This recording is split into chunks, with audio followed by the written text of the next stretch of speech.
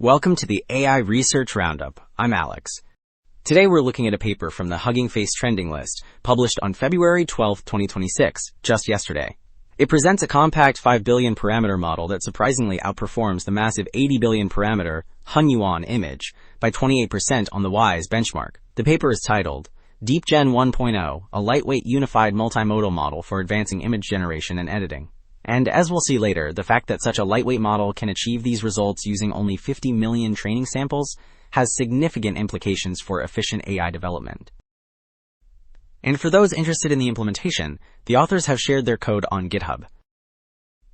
On Hugging Face, you can grab the 5 billion parameter DeepGen weights. The page provides several training checkpoints and command line examples to help you merge files and start creating.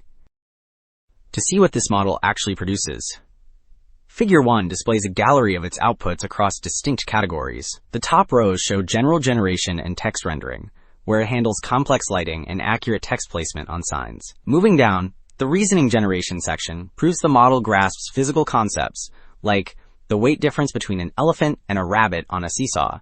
Finally, the bottom rows cover editing tasks, where the model alters specific details, like solving a visual maze or changing a logo without breaking the original image's structure. So, moving from the visual gallery to quantitative metrics, Figure 2 compares model performance across generation and editing benchmarks. The horizontal axis tracks image generation quality on DeepGen, while the vertical axis measures editing capabilities on UniR Edit Bench. In this plot, bubble size corresponds to parameter count, meaning larger circles represent more expensive models. Strikingly, DeepGen 1.0 appears in the top right corner with a relatively small footprint.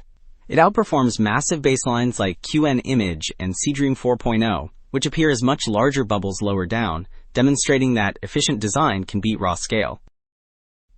Now that we have seen the performance, Figure 3 breaks down the architecture that makes it possible. On the left, the diagram shows the vision language model backbone, which processes both the text prompt and the reference image. Crucially, the sequence includes what the authors call learnable think tokens, shown here in the input sequence, which help the model reason before generating.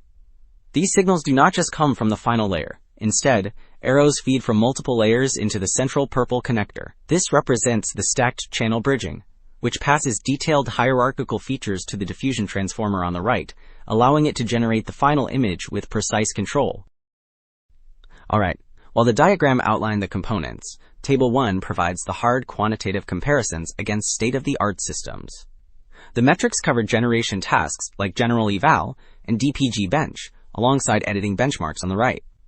Focusing on the open source section, notice how DeepGen 1.0 at the very bottom competes with significantly larger models.